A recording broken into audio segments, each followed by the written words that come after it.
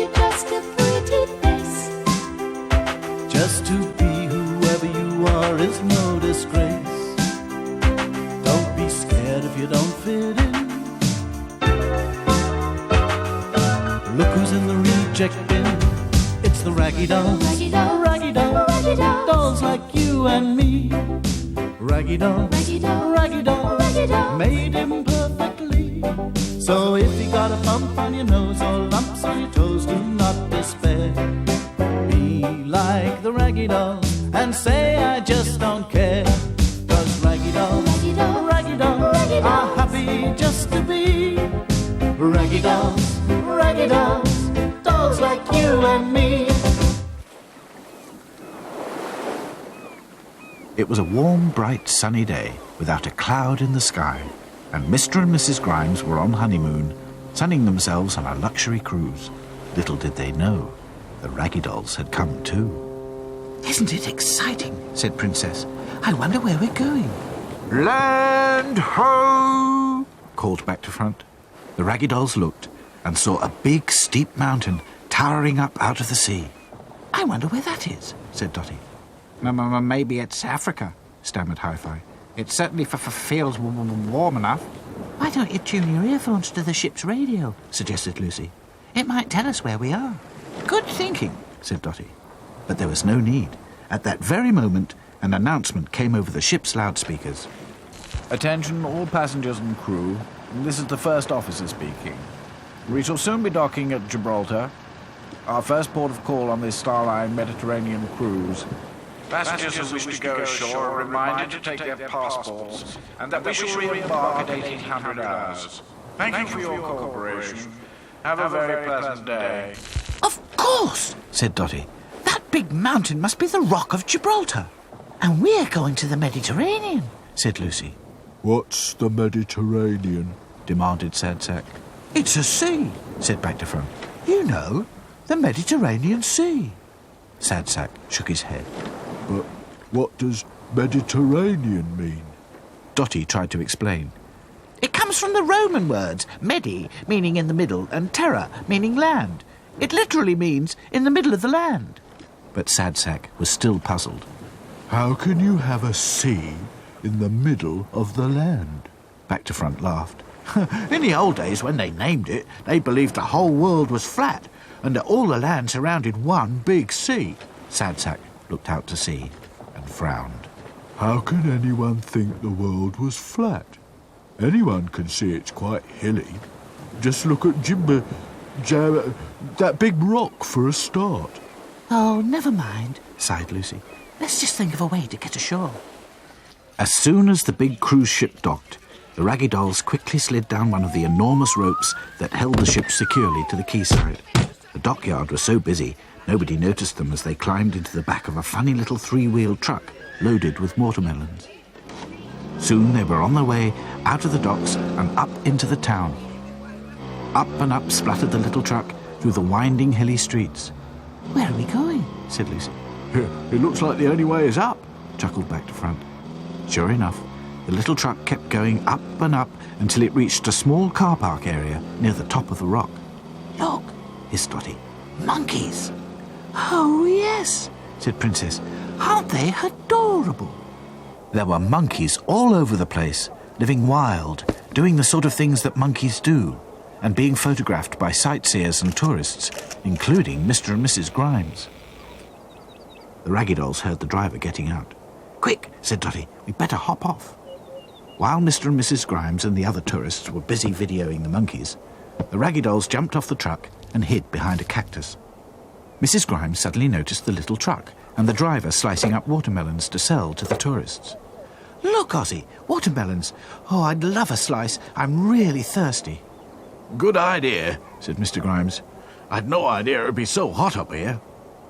Oh, no, they're coming this way, said Lucy. Do you think they saw us? No problem, said Back to Front. We were too quick. Nobody saw us. But he was wrong. One of the biggest monkeys had seen them, and he was becoming more and more curious. Suddenly, he dashed over and snatched Princess. The Raggy Dolls watched helplessly as he carried her off, up towards the top of the rock. Oh, no, wailed Lucy. "What are we going to do?" "There's nothing for it," said Dotty grimly. "We'll have to climb up there and persuade the monkey to let her go." But the Raggy Dolls had to stay crouched behind the cactus.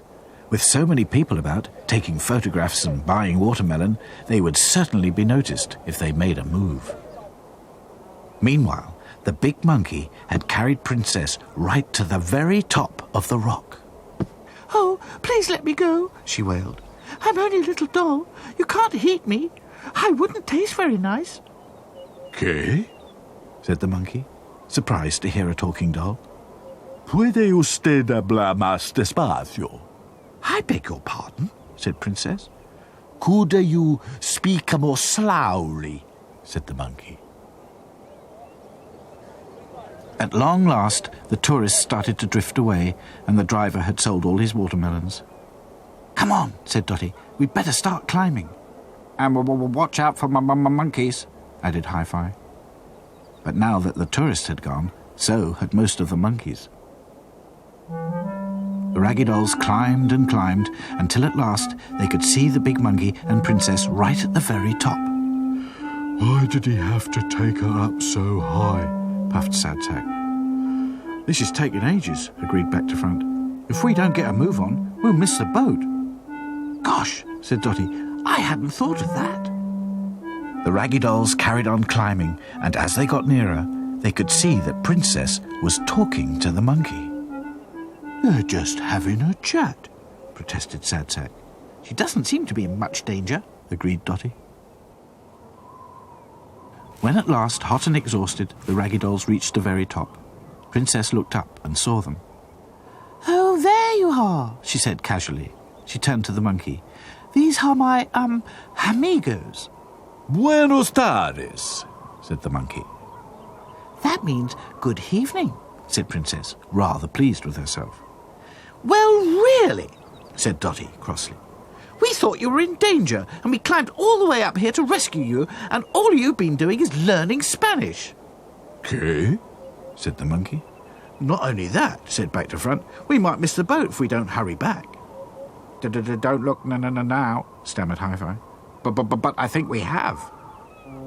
Far below, the boat was slowly leaving the harbour. "Oh no," said Lucy. "We're going to be stuck on this rock forever." ¿Qué? said the monkey, looking at the Raggy Dolls and then at the boat. "Ah, comprendo," he said. Much to their surprise, the monkey scooped up all the Raggy Dolls under his arm and lolloped down towards the town at top speed. But just over halfway down, he stopped by the old town wall. "Lo siento, I can no more go," he said. "Muchas gracias anyway," said Princess. "De nada," said the monkey, and scampered off back up the rock. We'll never make it, moaned Sad Sack. But Dotty had other ideas. She went up to a nearby seagull perched on the wall. "Excuse me, do you speak English?"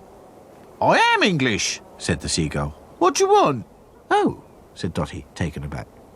"What are you doing here?" I live here.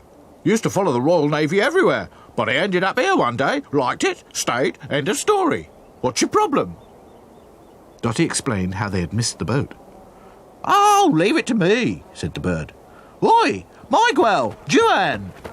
"Si, Senor Kevin," said a couple of Spanish seagulls.